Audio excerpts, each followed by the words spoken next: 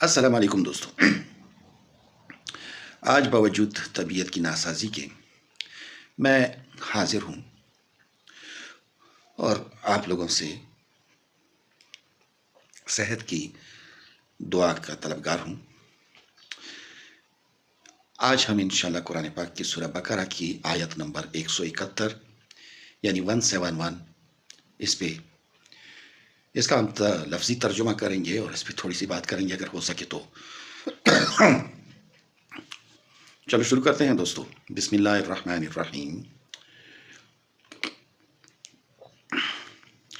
وَمَثَلُ الَّذِينَ كَفَرُوا كَمَثَلِ الَّذِي يَنْعِقُ بِمَا لَا يَسْمَعُ إِلَّا دُعَاءً وَنِدَاءً صُمٌّ بُكْمٌ عُمْيٌ فَهُمْ لَا يَعْقِلُونَ۔ وَمَثَلُ اور مثال، الَّذِينَ ان لوگوں کی، کفروا جنہوں نے کفر کیا، کَمَثَلِ الَّذِي مانند اس جیسی ہے، يَنْعِقُ بِمَا پکارتا ہے اس کو جو، لا يسمع نہیں سنتا، لا يسمع نہیں سنتا، الا دعاء سوائے پکارنے کے، ونداء اور چیخنے چلانے کے، صم بکم بہرے ہیں، گنگے ہیں، عمی اور اندھے ہیں، فہم لا یعقلون پس وہ نہیں سمجھتے۔ تو ہمیں تواتر سے اب یہ سمجھایا جا رہا ہے کہ شیطان کی لکیروں پہ نہیں چلو، اور شیطان جو ہے وہ ہمارا کھلا دشمن ہے۔ اب اس کی تشریح کرتے کرتے ہمیں یہ بتایا جا رہا ہے کہ جن لوگوں نے کفر کیا، یعنی اللہ تعالیٰ کے احکامات کی روگردانی کی، تو ان لوگوں کی مثال ایسی ہے کہ جیسے کوئی جانور ہوتا ہے۔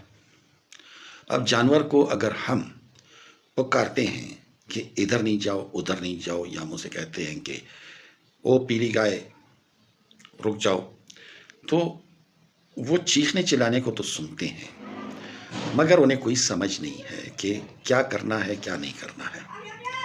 ایسی ویسی باتیں تو انہیں سنائی دیتی ہیں، جو چیخنا ہوتا ہے، چلانا ہوتا ہے، یا جو آرڈر دیا جاتا ہے اسے تو وہ سمجھ جاتے ہیں، مگر جو حق یا جو ہم اسے نصیحت کرتے ہیں، بٹھاتے ہیں، ابھی ہم جانور کو بٹھاتے ہیں، ہم اسے نصیحت کرتے ہیں، ایسا نہیں کرو بیٹا، ایسا نہیں کرو، ایسا نہیں کرو، تو وہ اس بات کو نہیں سمجھتے ہیں۔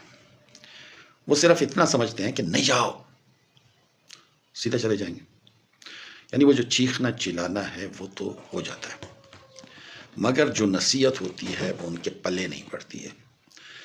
تو یہ جب سٹیج آ جاتا ہے کہ شیطان ہمیں اس حد تک ورغلا لیتا ہے کہ ہم جب حق کا راستہ ہمیں سکھایا جاتا ہے، ہمیں نصیحت کیا جاتا ہے، تو ہمارے کان اس وقت بند ہو جاتے ہیں، ہماری گویائی بند ہو جاتی ہے، ہماری بصیرت بند ہو جاتی ہے۔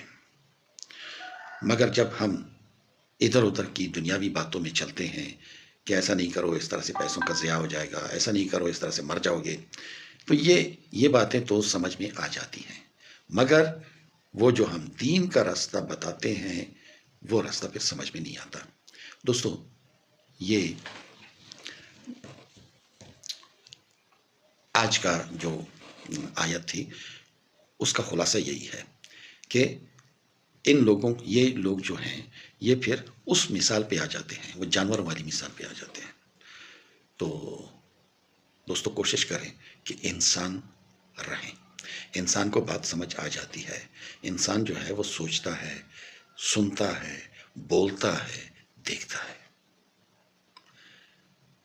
یہی فرق ہے انسانوں اور جانوروں میں۔ اللہ حافظ۔